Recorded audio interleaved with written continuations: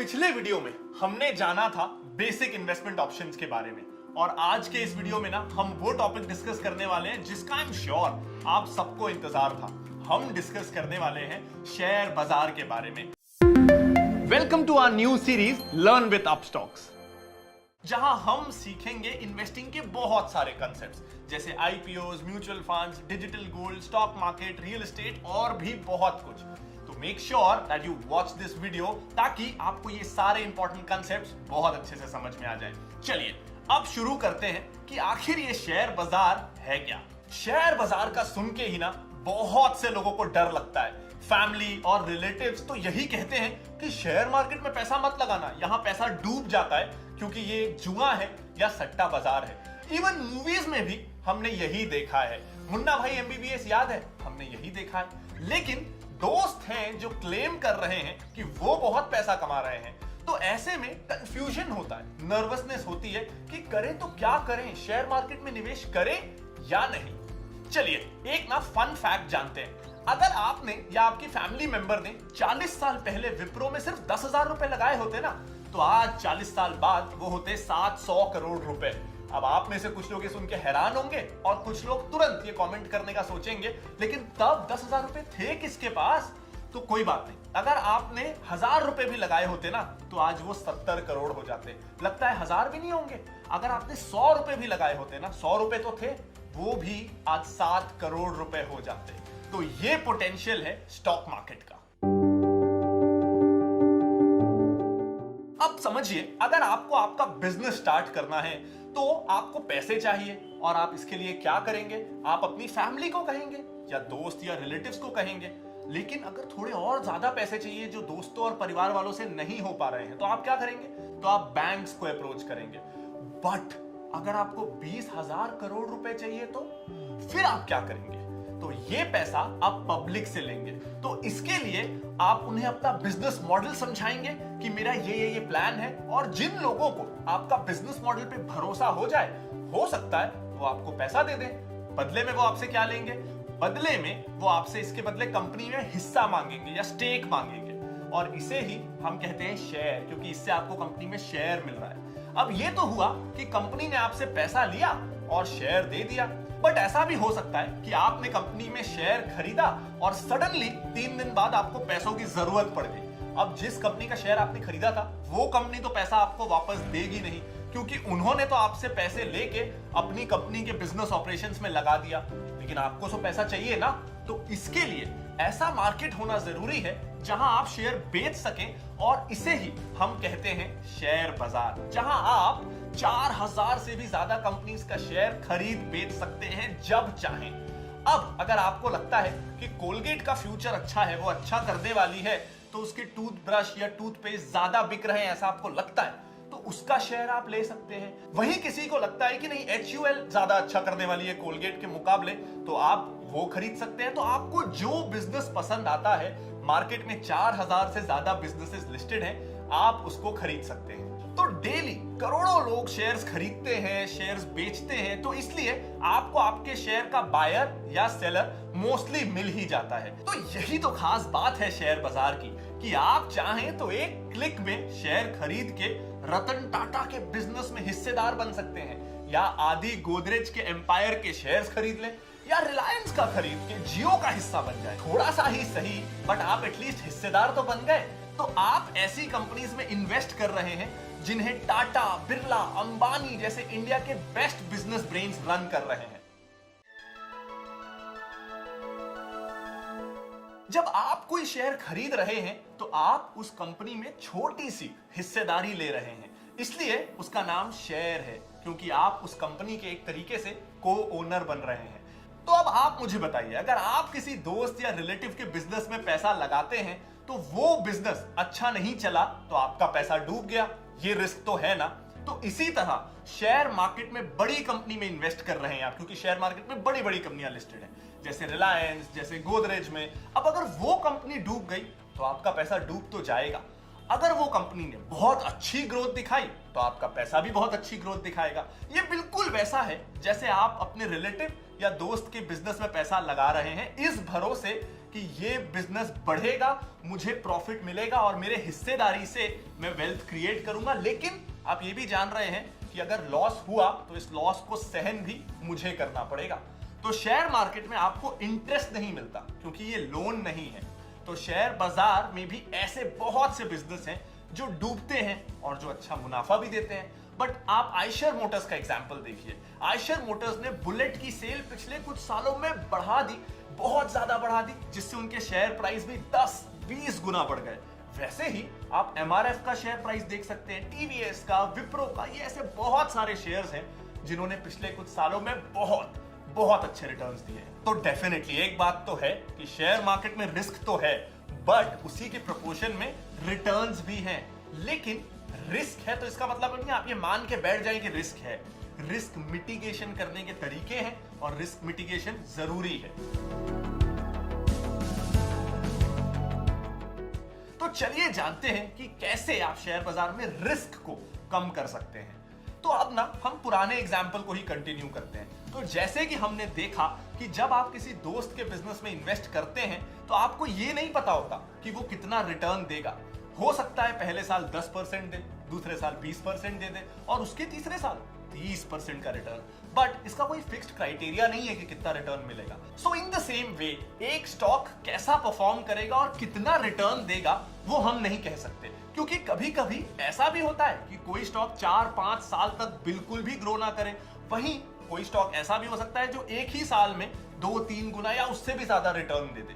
But ये तो हुई एक शेयर की बात, लेकिन हम अपना पूरा पैसा एक शेयर में नहीं लगा सकते क्योंकि हमको पता नहीं ना कि वो कब ग्रो करेगा। तो इसीलिए ये सजेस्ट किया जाता है कि आप जब इन्वेस्ट करें तो सिर्फ एक स्टॉक में मत करिए, बल्कि 8-10 स्टॉक्स का एक अच्छा पोर्टफोलियो बनाइए। अब हमने ये तो जान लिया कि शेयर क्या होता है और शेयर मार्केट क्या होता है। अब आप भी सोच रहे होंगे कि जब कंपनी ने पैसा ले लिया, हिस्सेदारी दे के, तो फिर शेयर प्राइसेस डेली अप या डाउन क्यों होते हैं? कंपनी ने तो हमको हिस्सेदारी दे दी। तो इससे जानने से पहले हम ये जान लेते हैं कि शेयर मार्केट के मेजर पार्टिसिपेंट्स कौन होते हैं, क्योंकि आपको पता चलेगा कि ये पार्टिसिपेंट्स के कारण ही ना शेयर प्राइसेस ऊपर नीचे होते हैं। तो फर्स्टली हम जानते हैं रिटेल इन्वेस्टर्स के बारे में। रिटेल इन्वेस्टर्स हम और आप जैसे इन्वेस्टर्स। सेकेंडली हम जानेंगे इंस्टीट्यूशनल इन्वेस्टर्स के बारे में, जैसे म्यूचुअल फंड्स हो, गवर्नमेंट एजेंसीज हो, इंश्योरेंस कंपनीज हो और ऐसी बहुत सारे इंस्टीट्यूशनल इन्वेस्टर्स इस देश में हैं। इसके अलावा एक थर्ड कैटेगरी भी होती है, एडवाइजर्स की, क्रेडिट रेटिंग कंपनीज की, एनालिस्ट की, इक्विटी रिसर्च फर्म्स की। ऐसी बहुत सारी कंपनीज होती हैं जो प्रिडिक्शन करती रहती हैं इकोनॉमी के बारे में, बॉन्ड्स के बारे में, गवर्नमेंट पॉलिसीज या फिर सीधा सीधा स्टॉक्स के बारे में। और ये सारी एजेंसीज, ये सारी कंपनीज दिन भर में या महीने भर में अपना ओपिनियन देती रहती हैं और इनके ओपिनियन से ना आपका, मेरा, इंस्टीट्यूशनल इन्वेस्टर्स का, सबका मूड बदलता रहता है। तो ये 3 ऐसे मेजर पार्टिसिपेंट्स हैं जो रीजन बनते हैं शेयर प्राइसेस के मूवमेंट का। अब रिटेल इन्वेस्टर्स का मूड कैसा है? क्या वो ऑप्टिमिस्टिक है शेयर मार्केट को लेके या पेसिमिस्टिक? इंस्टीट्यूशनल इन्वेस्टर्स या तो एकदम से किसी शेयर में इन्वेस्ट करें या किसी से बेच के निकलें, तो वो शेयर में काफी अफेक्ट करता है। तो इनकी एक्टिविटी ना बहुत मायने रखती है। अब एडवाइजर्स या इन्वेस्टर्स का देखते हैं। आपने ऐसे न्यूज देखे होंगे कि मॉर्गन स्टैनले ने इंडिया की ग्रोथ नेगेटिव बताई, या फिर गोल्डमैन सैक्स ने ऑटोमोबाइल सेक्टर में इतने % का ग्रोथ दिखाया। तो ऐसे न्यूज ना हम देखते हैं, सुनते रहते हैं। तो जब कोई रिस्पेक्टेड एजेंसी जो ग्लोबली या इंडिया में रिस्पेक्टेड है अपना ओपिनियन देती है, तो इससे रिटेल इन्वेस्टर्स के मन में, हमारे ओपिनियंस में भी काफी फर्क आता है, हमारे सेंटिमेंट्स भी चेंज होते हैं। इंस्टीट्यूशनल इन्वेस्टर्स को भी डेटा वगैरह मिलता है जिससे उनके ओपिनियंस को इंपैक्ट होता है। तो इन सारी चीजों से ना शेयर के प्राइस कभी गिरते हैं तो कभी बढ़ते हैं। अब अगर मारुति का रिसर्च रिपोर्ट देखेंगे तो हो सकता है उसमें 10 ब्रोकर्स कह रहे हैं कि मारुति अच्छा है, लेना चाहिए, और 10 ब्रोकर हैं जो उसे बुरा कह रहे हैं। तो ऐसे में रिटेल इन्वेस्टर्स का ओपिनियन भी चेंज हो जाता है, डिवाइड हो जाता है।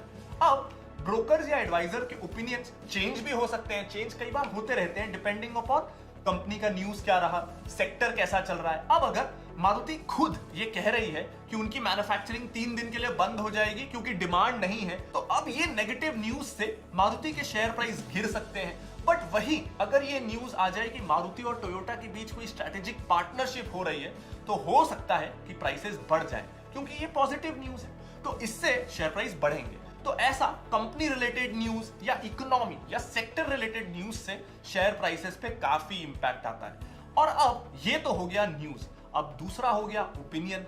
अब जैसे मेरे या किसी और का ओपिनियन सुन के आप किसी शेयर के लिए कुछ बिलीफ बना सकते हैं, ये टेक्निकल एनालिस्ट के साथ होता है। अब सपोज शेयर का प्राइस 100 रुपए था और वो गिर के 95 पे आ गया, ये टेक्निकल एनालिस्ट के साथ होता है। अब सपोज करिए कोई शेयर 100 रुपए का था जो गिर के 95 पे आ गया, तो सारे टेक्निकल एनालिस्ट का ओपिनियन उस स्टॉक के लिए हो जाएगा कि ये डाउन ट्रेंड है, इसमें से अब निकल जाइए। अब इससे लॉन्ग टर्म इन्वेस्टर्स को फर्क पड़ता है, वो भी सोचते हैं कि इतने एनालिस्ट नेगेटिव बता रहे हैं तो निकलने में ही बेहतरी है। तो इतने लोग जब सेल करते हैं तो उससे शेयर का प्राइस और गिरने लगता है। ये साइकिल ऐसे ही चलता रहता है। अब ना जो टेक्निकल एनालिस्ट होते हैं वो मेनली इंट्राडे या वेरी शॉर्ट टर्म के लिए अपने ओपिनियंस देते हैं। उनका 1 रुपए भी अगर भाव बढ़ जाए तो वो प्रॉफिट बुक कर लेते हैं, और वहीं 20 पैसे भी अगर गिर जाए तो वो निकलने में ही भलाई समझते हैं। तो उनका ओपिनियन ना रोज चेंज होता रहता है, हर थोड़े टाइम में, हर कुछ मिनटों में भी। तो किसी मूवमेंट पे वो खरीद रहे हैं और किसी मूवमेंट पे बेच रहे हैं। तो इसलिए आप देखेंगे तो कभी शेयर ऊपर जा रहा है, कभी नीचे जा रहा है, ये हर मिनट हो रहा है, क्योंकि सेम डे वो प्रॉफिट कमाना चाहते हैं और हर मूवमेंट पे 10-20 पैसे के मूवमेंट भी उनके लिए इंपॉर्टेंट हो जाता है, और इस मूवमेंट से उनका ओपिनियन चेंज होता रहता है। तो हम ये कह सकते हैं इन समरी, डिमांड एंड सप्लाई की वजह से शेयर प्राइसेस ना ऊपर नीचे होते रहते हैं। अब हम ना कुछ बेसिक टर्मिनोलॉजीज की बात कर लेते हैं, जैसे कि बुल मार्केट या bear market, intraday, delivery, stop loss, इस तरह की चीजें। तो हम मार्केट को बुलिश ये तब कहते हैं जब शेयर मार्केट कंटिन्यूअसली 10% से बढ़ रहा हो, और वहीं हम उसे बेयरिश तब कहते हैं जब वो कंटिन्यूअसली 10% से ज्यादा गिर जाए या गिर रहा हो कंटिन्यूअसली। आप सेंसेक्स वगैरह देखते होंगे कि इतने पॉइंट से बढ़ गया या कम हो गया, तो ये टर्म्स ना ओवरऑल मार्केट को डिनोट करने के लिए यूज की जाती है। अब ये इंट्राडे और डिलीवरी क्या होता है? इंट्राडे यानी जब कोई ट्रेडर सेम डे ही प्रॉफिट कमाना चाहता हो, यानी अगर उसने आज कोई शेयर लिया है तो उसे आज ही उसे शेयर को बेचना पड़ेगा, वो नेक्स्ट डे के लिए उस शेयर को कैरी फॉरवर्ड नहीं कर सकता। सपोज मैंने आईटीसी का शेयर लिया 200 रुपए का, ये सोच के कि ये आज बहुत बढ़ने वाला है, बट अगर मार्केट बंद होने तक वो नहीं बढ़ा और उल्टा वो गिर के 190 पे आ गया, तो उस ट्रेडर को लॉस में वो शेयर बेचना ही पड़ेगा। वहीं जब आप एक दिन से ज्यादा शेयर होल्ड करना चाहते हो, चाहे वो 1 वीक हो, 1 महीना हो या 10 साल हो, तो आप उस शेयर को डिलीवरी में खरीदना कहेंगे। अब अगर आपको अपना लॉस कम से कम करना है, अगर आपको अपना लॉस रिस्ट्रिक्ट करना है, तो आप स्टॉप लॉस का यूज कर सकते हैं।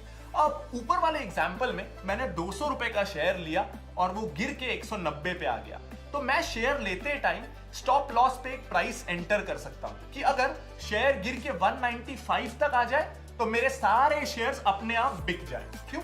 क्योंकि मैं सिर्फ 5 रुपए का लॉस अफोर्ड कर सकता हूं, ना कि 10 रुपए का। तो stop loss generally intraday traders के लिए होता है। मान लेते हैं एक पार्टनरशिप फर्म है जिसमें 4 पार्टनर्स हैं जिनका 25% प्रॉफिट शेयरिंग एग्रीमेंट है, और ये फर्म को साल के एंड में 1 लाख का प्रॉफिट हो रहा है, तो हर एक पार्टनर को 25-25 हजार मिला, जो कि उनका प्रॉफिट पर शेयर हुआ। तो सेम गोज विद कंपनीज जिसमें शेयर होल्डर्स को अर्निंग पर शेयर मिलता है, और जैसे जैसे नंबर ऑफ शेयर्स बढ़ते हैं बट प्रॉफिट नहीं बढ़ता, तो ईपीएस डाइल्यूट होता चला जाता है। तो हम जब शेयर्स खरीदते हैं और वो कंपनी अच्छा ग्रो करती है जिससे शेयर प्राइसेस भी बढ़ते हैं, तो उससे हमें कैपिटल गेन तो होता ही है, साथ ही प्रॉफिट का भी पार्ट मिलता है। वो कैसे? अब आपने ये सुना होगा कि कुछ कंपनीज डिविडेंड डिक्लेयर करती हैं। अब डिविडेंड्स क्या होते हैं, जरा ये समझ लेते हैं। तो हम जब कंपनी के शेयर्स लेते हैं तो हम कंपनी के शेयर होल्डर बन रहे हैं। तो क्योंकि हमने कंपनी को फंड्स दिए हैं अपने, तो कंपनी भी इन रिटर्न हमसे उनके प्रॉफिट शेयर करती है, जिससे डिविडेंड कहा जाता है। बट ये सारी कंपनीज नहीं देती है। तो डेफिनेटली शेयर मार्केट में रिटर्न है, बट वही रिस्क भी तो है ना। बट शेयर मार्केट एक अच्छा और अट्रैक्टिव इन्वेस्टमेंट ऑप्शन इसलिए बनता है क्योंकि अगर आप बाकी किसी फाइनेंशियल एसेट में इन्वेस्ट करेंगे, चाहे वो एफडी हो, गोल्ड हो, रियल एस्टेट हो, आपको लिक्विडिटी और गेन सबसे ज्यादा मिलने का पोटेंशियल शेयर मार्केट में होता है। बट हाँ, ये बात का हमेशा ध्यान रखें कि जितने ज्यादा रिटर्न्स मिलते हैं उतना ही रिस्क इन्वॉल्व है। तो जब भी आप इन्वेस्ट करें ना, तो आप रिसर्च करें कि वो कंपनी कैसी है, क्या उनकी ग्रोथ अपॉर्चुनिटी है, कैसा उनका मैनेजमेंट है, और ऐसी बहुत सारी चीजें जिसको हम फंडामेंटल एनालिसिस कहते हैं, जिसको हम जरूर आगे के वीडियोस में सीखने वाले हैं। तो आई होप कि अब इस वीडियो से शेयर बाजार क्या होता है और उसके कुछ कॉमनली यूज्ड टर्म्स जो आपको पहले समझ में नहीं आते थे, अब समझ में आने लगे होंगे। अगर ऐसा हुआ है ना, तो जल्दी से इस वीडियो को लाइक कर दीजिए, अपने फ्रेंड्स एंड फैमिली के साथ शेयर कर दीजिए, और कोई डाउट है तो कमेंट कर सकते हैं। इसके साथ ही इस चैनल को सब्सक्राइब करना बिल्कुल मत भूलिएगा। तो अगर आप चैनल सब्सक्राइब कर लेंगे तो इस तरह के जितने भी और वीडियोस इस चैनल पे आने वाले हैं, उनका टाइमली नोटिफिकेशन आपको मिलता रहेगा। Thank you.